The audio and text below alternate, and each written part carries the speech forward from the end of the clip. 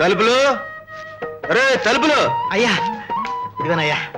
నేను రావడం ఆలస్యం అవుతుంది. తలుపులో వేసుకుని జాగ్రత్తగా పడుకో. అట్టయ్యా. నాన్న నేను వచ్చేసా. పట్నం నుంచి నేను ఆనందింప చేయడానికి వచ్చేసానన్నా. చాలా సంతోషం. అరే ఇదేమిట్రా అలా నీటి గుర్రంలా తడిసిపోయావు? ఏం జరిగింది? అది అది నాన్న. అయ్యా కాలు జారి కాల్లో పడ్డారనుకుంటా. నోరు పోయిరా. కాలు జారి కాళ్ళ పట్ట నాకేనా కాలక్షేపం అనుకున్నావా? నాన్న చెరువులో పిల్లాడు మునిగిపోయి చోబతుకుల్లో ఉంటే దూకి సాహసంగా సినిమా హీరోల వాడిని రక్షించాను. ఓ తల్లికి పుత్రభిక్ష పెట్టాను. నువ్వంత మంచి పని చేసావంటే నేను నమ్మనురా. అదేమిటి మూతేదో వాసింది, కన్ను కింద కమిలిపోయింది. నాకేదో అనుమానంగా ఉంది. నువ్వు అలా అనుమాన పడితే నాకు కుదరదు. ముందు నీ విషయం చెప్పు. సిల్క్ లాల్చి వేసుకుని సెంటు చల్లుకుని ఈ వేళప్పుడు ఎక్కడ బయలుదేరావు? ఊళ్ళో పెద్ద మనిషిని, 1,00,000 పనులుంటాయి.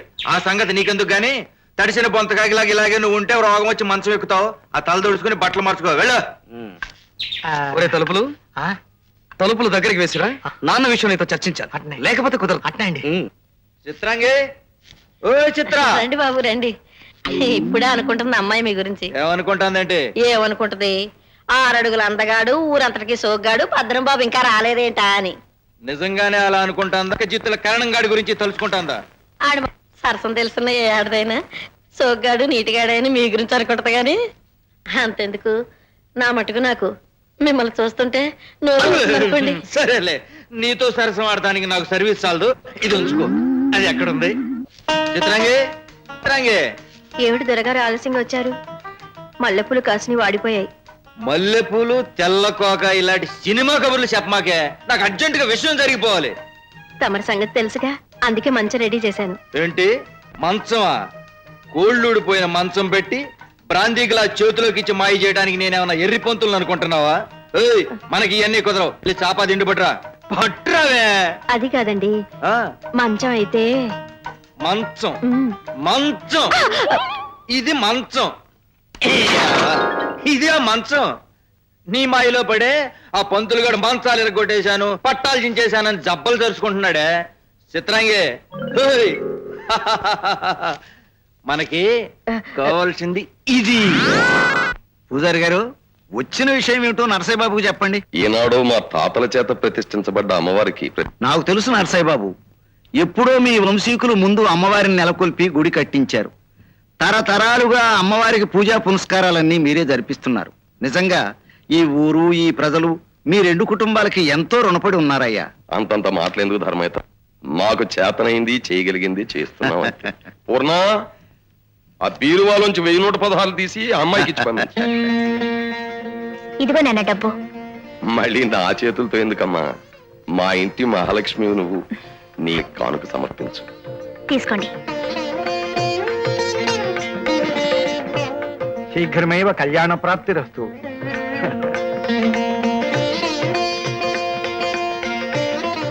ఆ అమ్మవారి దయ వల్ల పిల్లా పాపలతో 10 కాలాల పాటు చల్లగా ఉండాలమ్మా.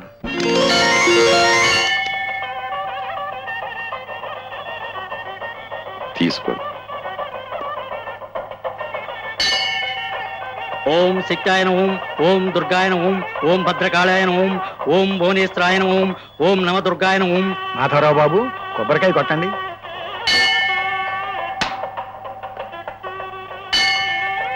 నర్సయ్య గారు,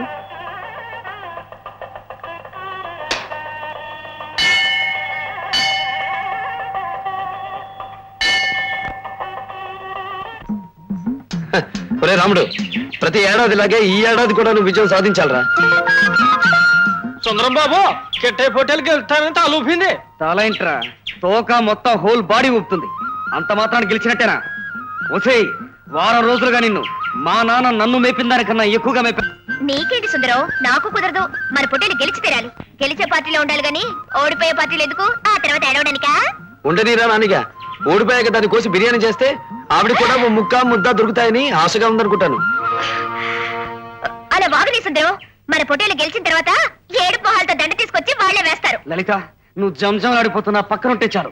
పొట్టేలు కాదు, మొత్తం అందరినీ కుమ్మేస్తాను. ఇప్పుడు జరిగేది జంతువుల పోటీ నాయన. నువ్వు దిగడం కాదు రంగంలోకి. ముందు నీ పొట్టేలుని తిప్పు, ఆ తర్వాత నువ్వు నీ పక్కనున్న దిష్టి బొమ్మ దిగచ్చు కుమ్ములాటకి.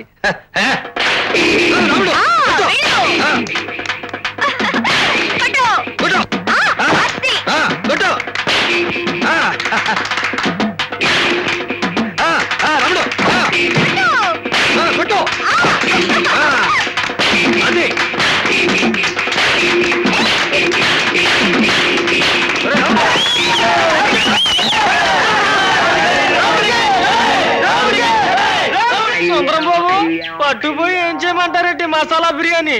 ఏం చేస్తావు చేయరా, పొట్టెలిపోతేనే పండు లాంటి లలిత ఫ్రెండ్ అయింది. కదు లలిత, సిగ్గు లేకపోతే సరే సన్నాసి పొట్టేలేసుకొని పోటీలు దిగడం దేనికి? ప్లీజ్ లలిత, నువ్వు అలాంటా నాకు కుదరదు. చెప్ప అయినా మా బావతో నీకు పోటీ ఏమిటోయ్? ఆటలో అయినా పోటీలో అయినా ఎప్పుడు మా బావదే గెలుపు. మరి నేను నువ్వా? ఛీ! సుందరం బాబు, మసాలా బిర్యానీ చేయించమంటారా, ఎప్పుడు చేయించమంటారా? ఒరే రాముడు, పరువు కాపాడేవరా. బావా ఒరే రాముడు, వస్తుంది చూడరా ఊపుకుంటూ. పందెం అప్పుడు బరాయివాడ పక్కన చేరి చప్పట్లు కొట్టింది, ఇప్పుడు మళ్ళీ మన దగ్గరికి వస్తుంది. బావా సభాష్, మన రాముడు అద్దరు కొట్టేశాడనుకో. సర్లే, అవతల వైపు చేరి ఏళ్ళు వేసి కోతిలాగా గింటావుగా, మళ్ళీ ఇక్కడికి ఎందుకు తయారయ్యావు? ఊరికే నేను ఉడికిద్దామని అలా అన్నాను బావా. నిజానికి వాడి పుట్టేలు మన రాముడితో పోటీ ఏమిటి? నీతో ఆ సుందరంగాడు ఛాలెంజ్ చేయడం ఏమిటి? ఆ, అలా పొగిడితే నేను ఉబ్బిపోతాను అనుకున్నావా? పైగా పోటీ మధ్య సుందరంగాడి మీద చేతులు వేయడం ఒకటి. పరాయి మనిషి మీద చేయి వేస్తేనే నీకింత కోపం వచ్చిందంటే నా మీద నీకెంత ప్రేమ ఉందో నాకు తెలిసిపోయింది బావా. ప్రేమ లేదు, దోమ లేదు, పో. బావా బావా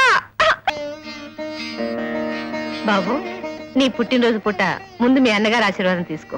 అన్నయ్య, నువ్వు వదిన పక్కకి రా. రా సావిత్రి, నీ మరిది మన ఇద్దరిని జంటగా చూడాలని కోరుకుంటున్నాడు.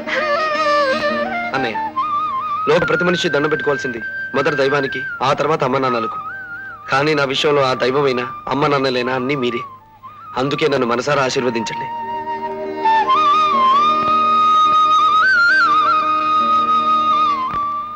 తమ్ముడు, ఉన్న ఊరికి కన్నవారికి పెంచిన మాకు ఈ దేశానికి పేరు తెచ్చేటంత పెద్దవాడి కావాలరా. అవును బాబు, ఊరికి ఉపకారివై 10 మందికి ఆత్మీయుడివై ఎల్లకాలం చల్లగా ఉండాలి. అక్కయ్య, మీ మరిది దండాలు పెట్టేది దీవెళ్ళ కోసం కాదు, కానీ కేసు పెట్టైనా పెడతావేమోనని. అందుకే ఇదిగో తెచ్చాను. ముందు ఆయన గారి నోట్లో కుక్కు. కట్టుకోబోయేదానివి, ముచ్చటగా ఉంటుంది. నువ్వే ఇవ్వు. అసలు తను తెచ్చిన స్వీట్ అంటేనే నాకు సగం భయం. పైగా తన చేత్తో పెట్టిందనుకో, పుట్టినరోజు పూట నేను ఏడుస్తూ గడపాల్సి వస్తుంది. చూసావు అక్కయ్య, తన పుట్టని కష్టపడి నేనే స్వయంగా ఈ స్వీట్ చేసి తీసుకొస్తే నన్ను ఎంత మాట్లాడుతున్నాడు. సరేలేమ్మా, వాడు నిన్న అంటావు, నువ్వు వాడిని అంటావు, వాళ్ళ కొత్త ఏం కాదుగా. నువ్వు తీసుకొచ్చిన స్వీట్స్ ముందు వాడికి, తర్వాత నాకు పంచేసి. కాదు, బాబాయ్కి నేను పెడతాను.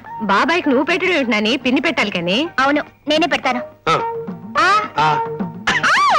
ఆ, అసలు నీకు స్వీట్ కాదు పెట్టాల్సింది, చోట్లు తల్లులను. నిన్ను ఇది పట్టుకో. ఉండు, నీ పని చెప్తాను. నిన్ను, నిన్ను.